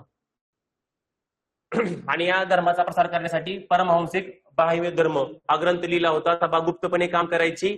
भाऊ महाजन, प्रभाकर वृत्तपत्र. हा धर्मविवेचन हा ग्रंथ, हेच मला सांगितलं आहे ऑलरेडी मी. धर्मविवेचन हा ग्रंथ लिहिताना त्यांनी स्वतः नाव काय लावलं होतं? एक जगद्वासी आर्य. द हिंदू म्हटलं की भास्करराव जाधव, जगद्वासी आर्य म्हटलं की दादोबा तरखडकर, द हिंदू लेडी म्हटलं की रखमाबाई राऊत. ओके. यात धर्म ईश्वर निर्मित नाही, शास्त्र प्रणीत आहे असं सांगितलं होतं. शाखा कुठे? पुणे, नगर, सातारा, रत्नागिरी, बेळगाव. शपथ काय घेतल्याची? ही शपथ 4 जानेवारी 2026 ला झालेल्या राज्यसेवेच्या पेपरला विचारलेला प्रश्न आहे हा. 4 जानेवारी 2026 ला प्रश्न विचारला होता की कोणत्या समाजामध्ये अस्पृश्यांच्या हातचे भोजन, ख्रिश्चनाने बनवलेला पाव आणि मुसलमानाने आणलेले पाणी पिल्याशिवाय सभासद होता येणार नाही. आहे अशी लाईन विचारली होती. कुठली संस्था आहे असं विचारलं होतं, तर ती कुठली आहे? परमहंस सभा. पण आयोगाने उत्तर काय दिलं होतं? आयोगाने 4 ऑप्शन दिले होते, त्यात परमहंस सभा ऑप्शनच दिला नव्हता. प्रार्थना समाज ऑप्शन दिला होता. पहिल्या आन्सर कीने प्रार्थना समाजाला उत्तर बरोबर केलं आणि सेकंड की मध्ये तो कॅन्सल करून टाकला, कारण परमहंस सभा ऑप्शन मध्येच नव्हता. ठीक आहे. भांडारकर वगैरे अहमदनगर शाखेचे अध्यक्ष होते कासमबाई ढालवानी. हे पडलाय बरं का प्रश्न परमहंस सभेचे. असं म्हणलं तुम्हाला, एखादा असा प्रश्न पडतो की त्यासाठी तुम्हाला अख्खा तो धर्मग्रंथ वाचावा लागेल 1000 पानांचा. ठीक आहे. बाकी याच्यामध्ये काय एवढं महत्वाचं नाही. तुम्हाला पीडीएफ दिलेली आहे, ती पीडीएफ वाचून घ्या. ठीक आहे, हे पण तुम्ही वाचून घ्या. बघा इथे अजून एक नाव आलेलं आहे बघा. म्हणजे आम्ही लय इतिहासापासून आहे, आतापासून नाही. आमचं काम लय जुनं आहे. आम्ही इतिहासामध्ये पण आहे. दुसऱ्यांदा आला उल्लेख. ज्ञानप्रसारक सभा बघा, शेवटचं आहे ताई. ही शेवटची संघटना आहे आजची म्हणजे आपल्या सिलेबस मध्ये. ज्ञानप्रसारक सभेची स्थापना झाली होती 1848 ला मुंबई या ठिकाणी. कुठे झाली होती? म्हणजे पुण्यामध्ये फक्त 2 संघटना आतापर्यंत बघितल्यात, बाकी सगळ्या मुंबईच्या बघितल्यात. पुण्यामधल्या 2 कुठल्या होत्या? सत्यशोधक समाज आणि पुणे सार्वजनिक सभा. सोडल्या तर सगळ्या कुठे आहेत ते लक्षात ठेवा. अध्यक्ष कोण होते? दादोबा तरखडकर. परमहंस सभेचे अध्यक्ष कोण होते? जयकर. कोण होते? जयकर होते. या 2 मध्ये कन्फ्युजन होतं, कळतच नाही आपल्याला जयकर कुणाचे आहेत ते. ज्ञानप्रसारक सभेचे लक्षात ठेवायचं, ज्ञान ही उपाधी कोणाला दिली होती? पाणिनी उपाधी तरखडकरांना दिली होती, ज्ञानाची उपाधी. म्हणून ज्ञान सभेचे अध्यक्ष दादोबा तरखडकर आहेत. विकसित कुणी केली याला किंवा वाढवण्याचं काम कुणी केलंय? डॉक्टर भाऊदाजी लाड. ज्ञानप्रसारक सभेमध्ये कोण कोण होते? विना मंडलिक, गोविंद माडगावकर, रानडे, त्या काळचे फेमस व्यक्ती सगळे आहेत. चंदावरकर पण होते याच्यामध्ये. दादाभाई नवरोजी पण आहेत बरं का, ते ऍड करा, दादाभाई नवरोजी.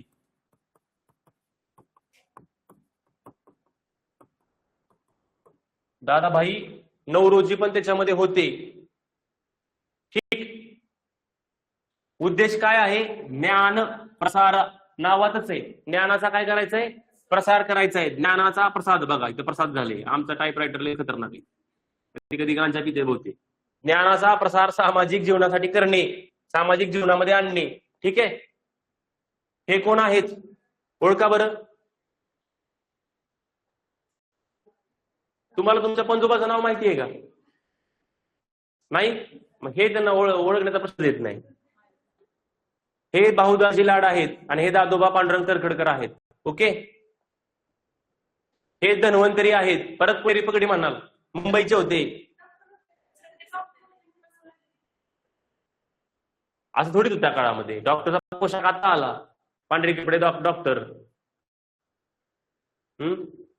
खाकी घातली की ड्रायव्हर, रिक्षावाला. हा, ठीक आहे.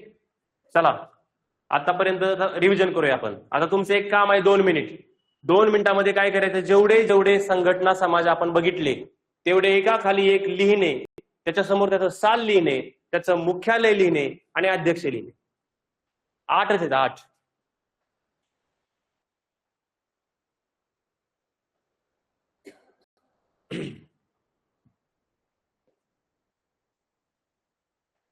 त्याचं साल, त्याचं मुख्यालय. आणि जर एखाद्याने एखादं सोडलं पाठीमागे बघून लिहिलं, पान चाळू नका, कोणीच पान चाळायचे नाही, आपल्याला सवय असते. असं काहीही करायचं नाही. आपल्या लेक्चरचा एक नियम आहे, चुकलं तर चुकलं. मला उलट चुकलेल्या विद्यार्थी प्रयत्न केला ना, हे महत्वाचं माझ्यासाठी. तुम्ही चुकताय हे महत्वाचं नाही. चला आपण आता महिला समाजसुधारकांचं पण चालू करूया.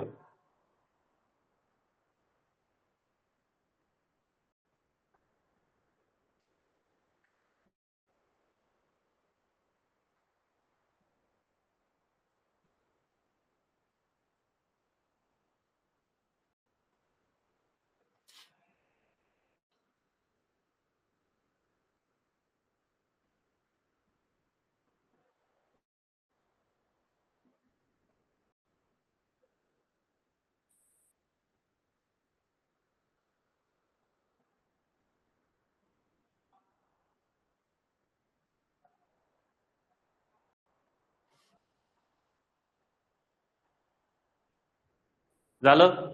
ऑनलाईन वाले तुम्ही पण लिहा, झेरॉक्स मारायला सांगितली होती.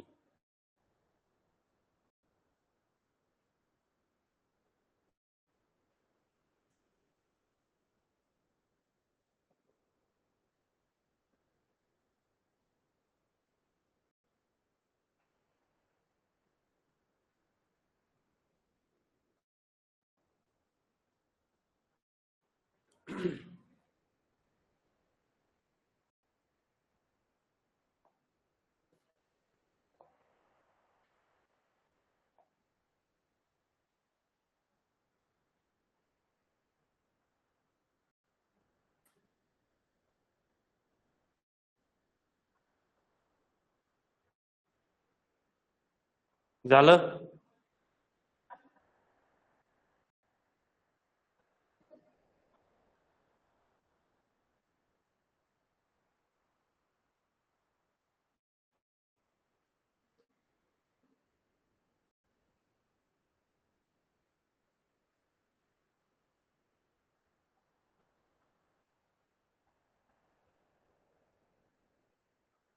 हे किती साल आहे?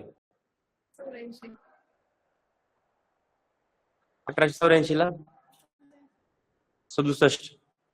पुणा असोसिएशन आणि ते सेम सालाला आहे. आर्य समाज कायचा आहे हो? थिओसॉफिकल सोसायटी आणि आर्य समाज सेम एकच साल आहे. 47 ला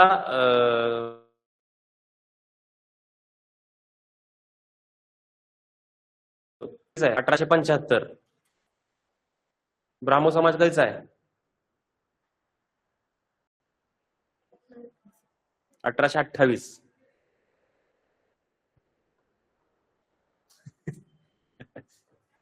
अरे वा. 52, 67. पुणे सार्वजनिक सभा कधीची आहे? 8वा. डोक्याला ताण द्यायचा, अजिबात बघायचं नाही इकडे तिकडे, आलंच पाहिजे थोड्या वेळात ते. आपण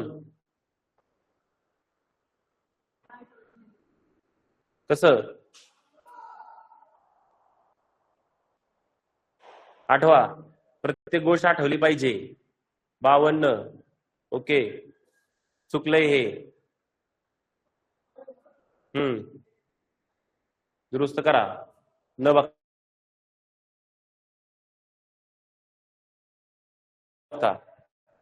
चुकलंय हे, बाकी बरोबर आहे. 8वा, 2 राहिलेत. हे किती लिहिले हो?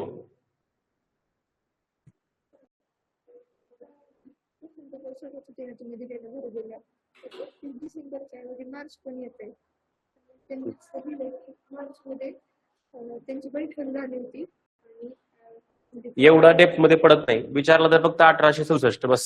कधी कधी ऑप्शन मध्ये मार्च पण येत असं नाही. मग मार्च ठीक आहे, ते सेंटेन्स बरोबर करायचं.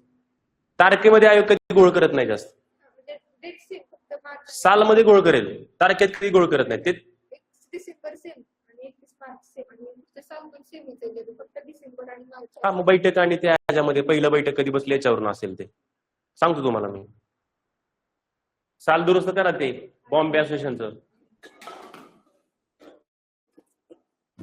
जल हे जीवन आहे. भिकोबा चव्हाण आहेत ना, त्यांनी 1876 ला 73 ला 6 का 3 शाळा सुरू केल्या ग्रॅज्युएशन. एवढ्या डेप्थ मध्ये जायची गरज नाही. आपल्याला काय करायचंय, आपल्याला फक्त भिकोबा चव्हाण यांनी रात्रशाळा चालू केली होती एवढाच विचारला जाणारा क्वेश्चन आहे. 3 केल्या 6 केल्या साहेब कधी विचारणार नाही. पण तरी पण 76.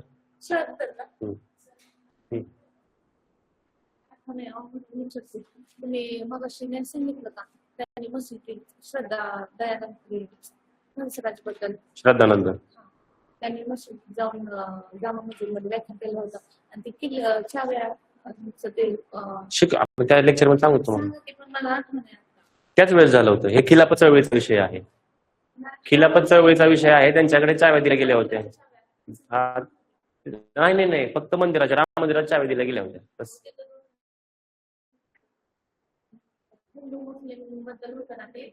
ते सैफुद्दीन किचलू, यशपाल हे वेगळे आले. तुम्हाला सांगतो ते त्यावेळेस. आता आपलं लेक्चर काय चालू आहे? उड्या मारायचं नाही. अच्छा घ्या. चला आता बघायचंय आपल्याला काय, महिला, महाराष्ट्रातील महिला समाज सुधारक अत्यंत महत्वाचा टॉपिक आहे बरं का हा. पण याच्यामध्ये आपल्याला प्रमुख 11 महिला बघायच्यात ज्यांनी भारताच्या इतिहासामध्ये मोलाची भूमिका बजावलेली आहे. त्याच्यातल्या पहिल्या तुम्हाला तर माहिती आहेच, सावित्रीबाई फुले आहेत, पंडित रमाबाई आहेत. ओके, आता कुठल्या कुठल्या बघायचं बघा आपल्याला. पंडित रमाबाईंचा आपल्याला डिटेलमध्ये अभ्यास करायचा आहे. या पहिल्या 3 वरती तर आयोग बऱ्याच वेळा क्वेश्चन विचारतो. म्हणजे प्रत्येक एक एक्झाम झाली की पुढच्या एक्झामला तुम्हाला या 3पैकी एकाच, 4 जणांपैकी एकाच वरती प्रश्न असेलच पेपरला. त्या प्रमुख कोणत्या आहेत? पंडित रमाबाई, सावित्रीबाई फुले, ताराबाई शिंदे, रमाबाई रानडे, रखमाबाई राऊत, याच दादोजी खाटला, द हिंदू लेडी. त्याच्यानंतर अनुताई वाघ, आदिवासी चळवळ. आदिवासी चळवळ पण बघायचंय आपल्याला. त्यात काम केलं होतं अनुताई वाघ आणि ताराबाई मोडक यांनी. या दोघी. त्याच्यानंतर स्मृतिचित्रेवाल्या लक्ष्मीबाई टिळक. लक्ष्मीबाई टिळक म्हणजे लोकमान्य टिळकांच्या पत्नी नाहीत, ओके, त्या वेगळ्या आहेत. त्याच्यानंतर जनाक्का शिंदे बद्दल तुम्हाला मी थोडक्यात सांगितलेलं आहेच. कोण रे? वीरा शिंदेच्या भगिनी, मुंबई नगरपालिकेमध्ये शिक्षिका म्हणून काम करायच्या, राजीनामा देऊन आल्या. मुक्ता साळवे, महार जातीवरती निबंध लिहिला होता त्यांनी, बरोबर, वयाच्या 14व्या वर्षी. त्याच्यानंतर आहे आनंदीबाई जोशी, आपल्या भारताच्या पहिल्या महिला डॉक्टर, MD डॉक्टर आहेत, BMS नाही, ओके. या 11 महिलांच्या समग्रकांच्या बाबतीत आपल्याला डिटेलमध्ये अभ्यास करायचा आहे आणि अत्यंत महत्वाचा आहे. वारंवार याच्यावरती प्रश्न विचारला जातो, ओके. तर सुरुवात करूया आपण, जास्त वेळ न घालवता. या आहेत पंडिता रमाबाई. कोण आहेत? पंडिता रमाबाई. त्यांना पंडिता ही उपाधी दिली गेलेली आहे. त्यांना अजून एक उपाधी दिली गेली होती, कैसरे हिंद. याच्यावर विचारला होता आयोगाने प्रश्न. कैसरे हिंद उपाधी दिली गेली होती. आयोगाने काय दिलं होतं माहिती का? कैसरे हिंदू ऑप्शन मध्ये, कैसरे हिंदू असा पण ऑप्शन दिला होता 4 ऑप्शन मध्ये. कैसर ए हिंद. पण ही उपाधी मिळणाऱ्या रामाबाई एकट्या होत्या का? नाही, गांधीजींना पण दिला गेला होता.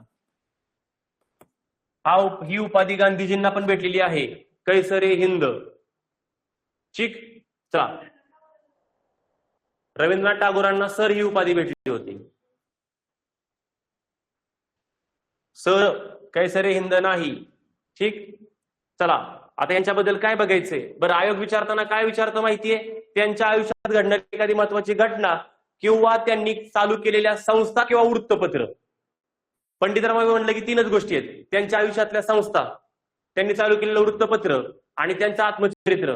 त्यांचं आत्मचरित्र आहे माझी साक्ष. कुठलं आहे?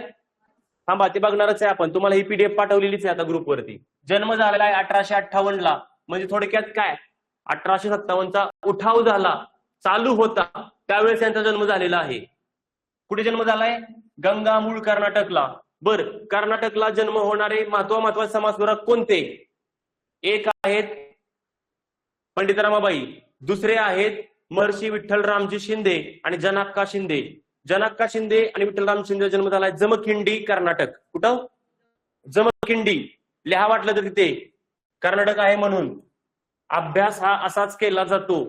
या तुम्ही जे करताय, लिहिता एक्स्ट्रा पॉइंट, त्याला म्हणतात स्मार्ट वर्क. एकाच ठिकाणी सगळा डाटा दिसणं, त्या पॅरलल एकसारखा. जनाक्का शिंदे आणि त्यांचे बंधू कोण? वीरा शिंदे. कुठे झालाय जन्म? जमखिंडी, कर्नाटकला. आणि अजून एक कर्नाटकच्या आहेत, या गंगा मूळ कर्नाटकच्या आहेत. मृत्यू झाला 1922 साली. बघा, त्यांच्या आयुष्यामध्ये त्यांनी पतीचं निधन बघितलं, आईचं निधन डोळ्यांनी बघितलं, वडिलांचं बघितलं, मुलीचं बघितलं. त्यांच्या समोर एक थोड्या वर्षांनी सगळे त्यांच्यापासून दूर गेले. ओके. मग नंतर मुलगी ज्यावेळेस वारली मनोरमा, त्यावेळेस मात्र त्यांना मोठा धक्का बसलाय आणि त्या धक्क्याला त्या पचू शकल्या नाहीत. नंतर त्यांचं पण मृत्यू झालेला आहे. कानाने थोड्या कर्णबधीर होत्या, त्यांना कानाने जास्त ऐकू यायचं नाही. पंडित रमाबाईंबद्दल सांगतोय मी. ओके. मृत्यू कुठे आहे? कडगाव जिल्हा, पुणे. मूळ गाव होतं माळहेंद्री, मंगळूर, म्हणजे कर्नाटकच लक्षात ठेवायचं. त्यांचं पूर्ण नाव काय होतं? रमा अनंत शास्त्री डोंगरे. खालील वर्णनावरून व्यक्ती ओळखा. त्यांचं मूळ आडनाव डोंगरे होतं. 3 वाक्यातलं एक वाक्य असणार. त्यांचं मूळ आडनाव काय होतं? त्यांचं मूळ आडनाव मुरकुटे होतं. कोण हो? मूळ आडनाव मुरकुटे.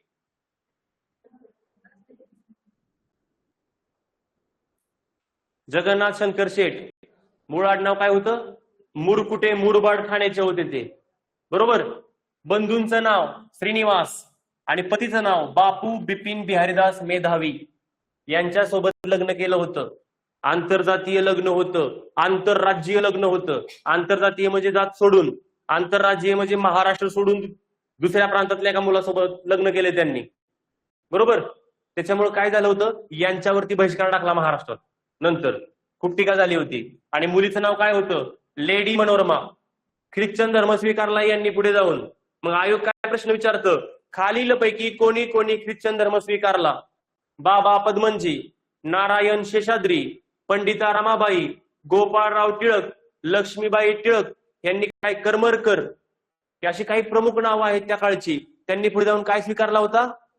ख्रिश्चन धर्म स्वीकारला होता. 2-3 वेळा विचारला आयोगाने प्रश्न. समजलं का? बघा, जन्म गंगामूळ, कडगाव जिल्हा, पुण्यामध्ये मृत्यू झालेला आहे. नाव होतं डोंगरे, आडनाव होतं. बस एवढंच महत्वाचं आहे, डोंगरे आडनाव आणि बाकी त्यांचा जन्म मृत्यू. 1878 मध्ये कलकत्ता येथे रमाबाईंच्या विद्वत्तेने, त्यांच्या ज्ञानाने पंडित केशवचंद्र सेन, कोण होते रे हे? नाव ऐकल्यासारखं वाटतंय का? कुठला समाज? ब्राह्मो समाजामध्ये यांचं नाव ऐकलं होतं आपण.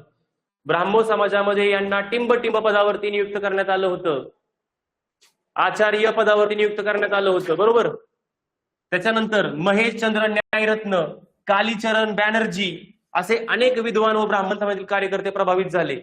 हे सगळे त्यांच्या ज्ञानावरती प्रभावित झालेत. नंतर मग कलकत्ता विद्यापीठामध्ये एक समारंभ घेतला गेलाय आणि त्या समारंभामध्ये त्यांना उपाधी दिली गेली 2, एक पंडिता आणि दुसरी सरस्वती. कुठली उपाधी दिली गेली? पंडिता आणि सरस्वती. कलकत्ता युनिव्हर्सिटी सभेत त्यांना पंडिता सरस्वती अशा विद्वत्तेच्या पदव्या बहाल करण्यात आल्या. कलकत्ता येथील सिनेट हॉलमध्ये त्यावेळेस उपस्थित कोण कोण होतं? प्राध्यापक टाणे, महेशचंद्र न्यायरत्न आणि गौ यांच्या प्रमुख उपस्थितीत रमाबाईंना पंडिता सरस्वती हे बिरुद देण्यात आले. तेव्हापासून रमाबाई पंडिता रमाबाई सरस्वती या नावाने ओळखल्या जाऊ लागल्या. बस काय लक्षात ठेवायचंय? त्यांना ही उपाधी कुठे भेटलेली आहे? कलकत्ता युनिव्हर्सिटीमध्ये भेटलेली आहे. याच्यापेक्षा वेगळं काही लक्षात ठेवू नका. समजलं? समजतंय का? काय एवढ्या संस्था डोक्यात गेल्यामुळे आता काहीच घेण्याची कॅपॅसिटी राहिली नाही तुमची? झाले का असं काही? असं झालं असेल तर आपण रिव्हिजन घेऊया. 10 मिनिट राहिलेत आपल्याकडे. रिव्हिजन घ्यायची. चला काढा, पहिल्यापासून सगळ्या संस्था काढा. प्रत्येकाने उठायचं आणि त्या संस्थेबद्दल 2 शब्द सांगायचे. स्थापना, कुणी स्थापना केली, कुठे केली, बघून वाचून सांगितलं तरी चालतील, पण सगळं वाक्यानं वाक्य वाचत बसायचं नाही. कोण चांगलं प्रेझेंट करते बघूया आपण. 5 सप्टेंबर जवळ आले. पहिली संस्था घ्या.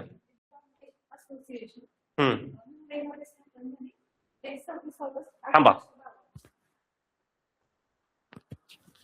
येतो समोर दाखवा.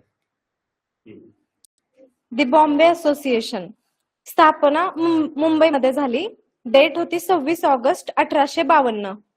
त्याचे अध्यक्ष होते नाना उर्फ जगन्नाथ शंकर शेठ आणि मानदाध्यक्ष होते जमशेदजी जिजीभाई. ही राजकीय हेतूसाठी स्थापन झालेली एक राजकीय संघटना होती. या संघटनेपासून दादाभाई नौरोजी यांच्या राजकीय जीवनाचा प्रारंभ झालेला. हे 1857च्या उठावाच्या विरोधात होती. छान छान, एवढं पण महत्वाचं आहे. पुढची संघटना घ्या.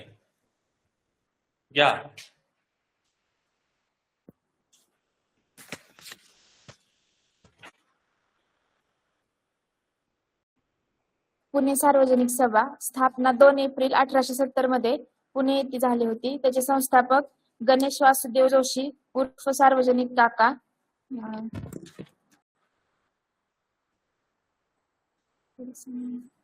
ओके. कुठे काम, कोणासाठी काम केलं जास्त त्यांनी? कुठल्या वर्गासाठी? महिलांसाठी, शेतकऱ्यांसाठी? शेतकरी आणि दुष्काळी समाज. चला पुढे. प्रार्थना समाजाबद्दल सांगा. कधी स्थापना झाली? 31 डिसेंबर 1867. 1867 ला स्थापना झाली. कोण होतं संस्थापक? आत्माराम तडकरकर. किती भाऊ होते? 3 भाऊ होते. ओके. प्रार्थना समाजाचं मुखपत्र कुठलं होतं? सुबोध पत्रिका. आणि प्रचारपत्र कुठलं होतं? विष्णू शास्त्री पंडितांनी चालू केलेलं. कुठलं होतं? इंदू प्रकाश. पुढे चला. उभे राहायचं लगेच फास्ट मध्ये. सत्यशोधक समाज स्थापना कधी झाली आहे? 24 सप्टेंबर 1873 ला. कुणी केली? महात्मा ज्योतिराव फुले. कुठे केली? पुण्यामध्ये केली. त्याचं मुख्यपत्र कुठलं होतं? कुणी चालू केलं? केशव भालेकर. कृष्णराव भालेकर. छान, बसा. आर्य समाज स्थापना कधी झाली? आर्य समाजाची स्थापना मुंबईमध्ये 10 एप्रिल 1875 मध्ये झाली. त्याचे संस्थापक स्वामी दयानंद सरस्वती होते. त्याचा उद्देश शैक्षणिक, धार्मिक अभ्यास, अध्यात्म आणि सामाजिक सुधारणा असा होता. त्याचं नंतरचं मुख्यालय 1877 मध्ये लाहोरला झालं. त्याचं मुखपत्र सत्यार्थ प्रकाशन होतं. मुख्य शिकवण त्यांची गो बॅक टू वेदास अशी होती. छान. आणि हिंदू निवेदिता म्हणून आर्य समाजाचे वर्णन असं म्हणजे हिंदू निवेदिता यांनी आर्य समाजाचे वर्णन पहिल्यांदा हिंदू धर्म असं केलं होतं. हिंदू धर्माचा लढाऊ बाणा, लढाऊ हिंदू धर्म. हा. ब्राह्मो समाज स्थापना कधी झाली? 20 ऑगस्ट 1828 ला कुणी केली? राजाराम मोहन राय यांनी प्रचारपत्र कुठलं होतं? त्यांचं प्रचारपत्र संवाद कौमुदी कुणी केलं? कधी घाललंय ते? 1821 ला 1821 मध्ये. पुढे जाऊन त्यात फूट पडली होती. बरोबर. आदी शब्द आपण बघितला होता. आदी ब्राह्मो समाज तो कोणाचा होता? आदि ब्राह्मो समाज देवेंद्रनाथ टागोर. भारतीय ब्राह्मो समाज केशवचंद्र सेन. आणि साधारण ब्राह्मो समाज कोण होते त्याच्यामध्ये? आनंद मोहन बोस. छान. बसा. पुढचा समाज थिओसॉफिकल सोसायटी स्थापना कधी झाली हो? 1875 कुठे? न्यूयॉर्क. आणि भारतात 1882 अड्यार मद्रासमध्ये.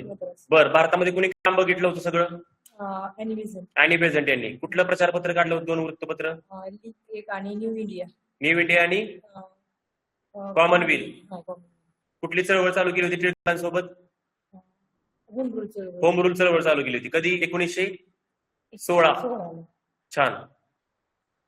मानव धर्म सभा कधी स्थापन झाली होती? 5 वर्षांचा गॅप सांगितलं होतं बघा. पारमांसिक सभा आणि मानव धर्म 1844 ला. कुठे? मुंबई. सुरतला. D3. बस. परमहंस सभा कधी स्थापन झाली? 44 का 49? नाही, 49. कुणी चालू केली ती? दादोबा तळखडकर. कधी? 49 ला. कुठे? मुंबईला केली होती. ठीक आहे. बसा. आणि मग आपण ज्ञानप्रसारक सभा बघितली होती शेवटची. त्यात काय बघितलं होतं आपण?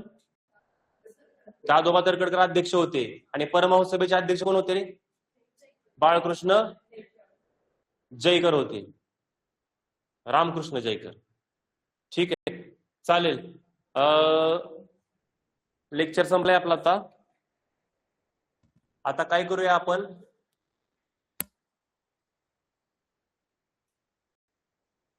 तुम्ही झेरॉक्स मारून आणल्या?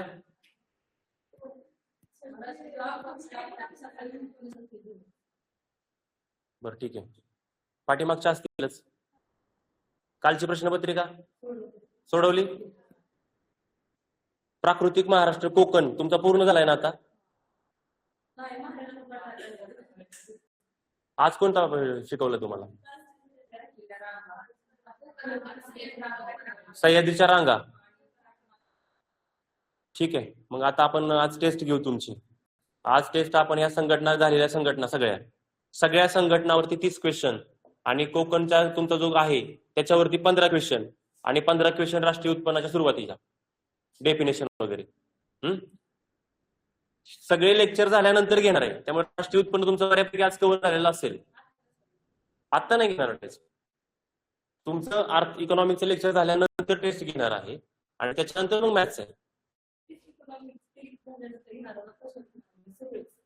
जेवढं होईल ते शिकून तेवढं. संध्याकाळी 6 वाजता ऑनलाईन लाईव्ह बघायचं 6 वाजता.